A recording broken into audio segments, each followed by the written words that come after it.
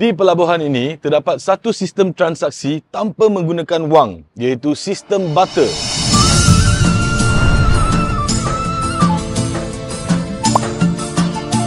Pelabuhan barter di Batu Pahat ini merupakan pusat perdagangan yang penting sejak zaman dahulu. Di sini, barang-barang ditukar tanpa menggunakan wang, hanya dengan sistem barter. Sistem barter pertama kali digunakan sejak zaman purba, lebih tepat lagi sejak zaman Mesopotamia dahulu, sekitar 5,000 tahun dulu. Pada waktu itu, orang-orang Mesopotamia menggunakan sistem barter untuk melakukan transaksi dengan menukar barangan atau perkhidmatan seperti bijirin, haiwan dan barangan lain. Sistem ini wujud sebelum wang diperkenalkan dan ia digunakan oleh banyak tamadun awal di seluruh dunia, termasuk Mesir kuno, China dan India.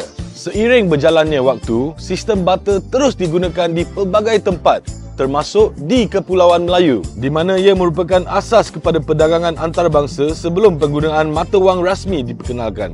Sejak kurun ke-18 lagi, tempat ini merupakan satu tempat perdagangan yang penting untuk orang tempatan dan orang luar. Sampai hari ini, ia masih berfungsi sebagai pelabuhan sibuk dengan urusan punggah barang.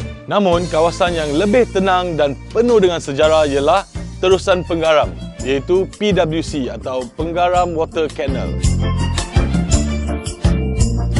Seperti mana yang anda lihat di sini, Majlis Perbadaran Batu Pahat memainkan peranan penting untuk memelihara kawasan ini. Terusan penggaram ini bukan hanya merupakan satu tempat yang penuh dengan sejarah, namun merupakan satu destinasi pelancong yang indah. Bangunan-bangunan lama di sekitar terusan ini turut dipelihara oleh Majlis Perbadaran Batu Pahat, menjadikan tempat ini sangat indah dan bersejarah. Ianya memberi peluang kepada orang ramai menghayati keindahan dan warisan Batu Pahat. Syabas kepada Majlis Perbadaran Batu Pahat. Jejak Warisan Batu Pahat adalah salah satu inisiatif yang memperkenalkan pelancong kepada pelbagai tempat bersejarah di sini, termasuklah terusan penggaram. Dengan menjaga dan memelihara kawasan ini, Batu Pahat berjaya menghubungkan masyarakat dengan sejarah mereka yang meningkatkan potensi pelancongan.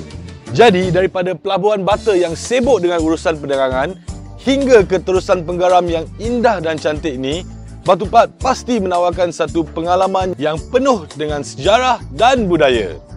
Inilah warisan yang kita perlu hargai dan ia sangat penting untuk generasi akan datang. Kenal asal-usul, kuatkan jati diri dan jom follow Mel.